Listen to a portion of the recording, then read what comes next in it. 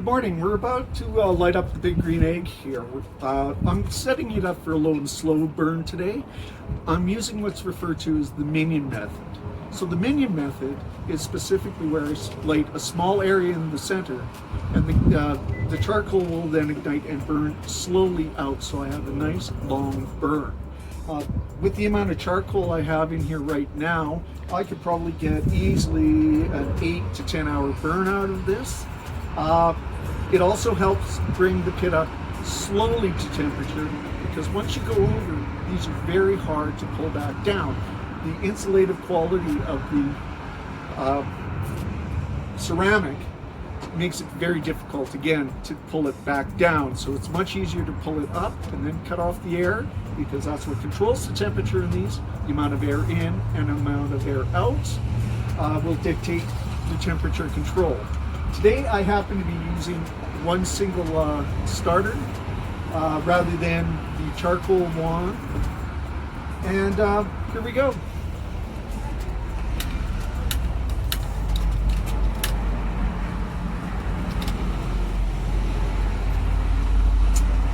So as I say, this is going to ignite the charcoal here, and it's going to slowly burn out.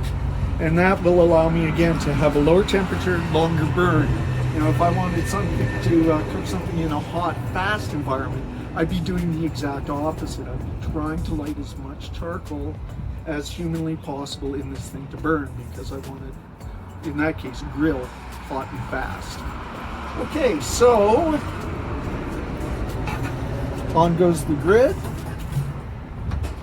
down goes the lid, which I am now going to open fully. I also have the air in vent fully open, but of course with the screen to prevent any leakage of sparks, safety first, right? And I'll just wait till that comes up to about 250 to 275, and then I'll be cutting it off the air in, air out to stabilize the temperature of the pit.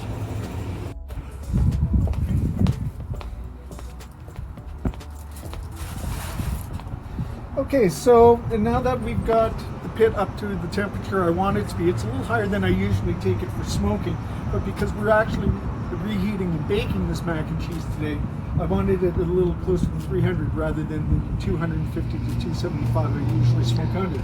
So I've now reduced the amount of air out and the amount of air in. I'm so tuned into this, I just know where to put it.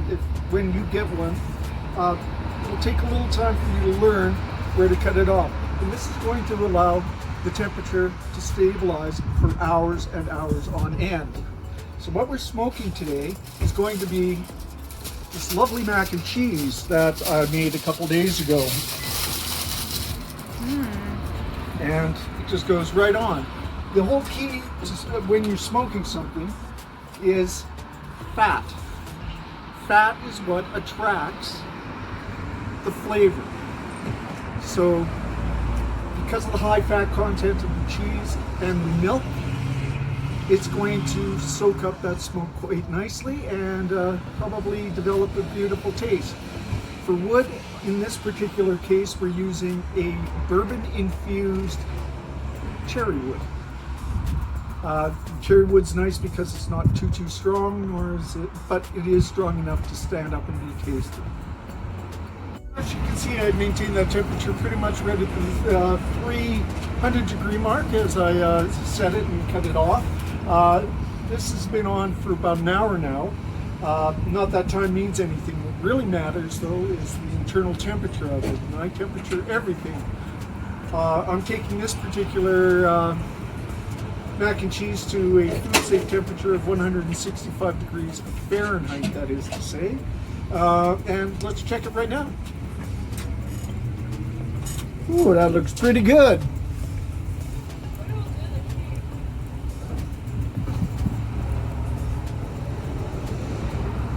Yep, we got a ways to go on that one.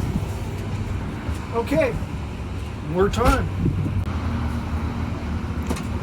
Yep, still at 300, just where I set it.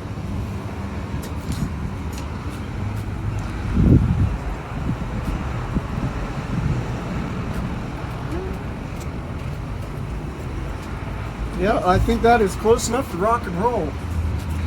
Well, let's pull it, let it rest for a couple minutes, then we're gonna serve it.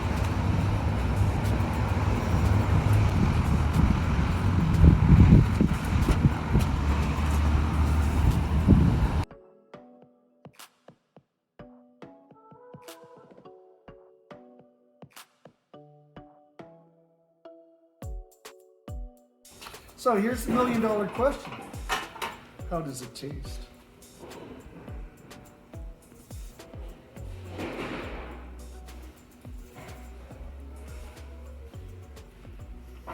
Oh yeah. I think I might have to take up smoking again. Wow, that's good.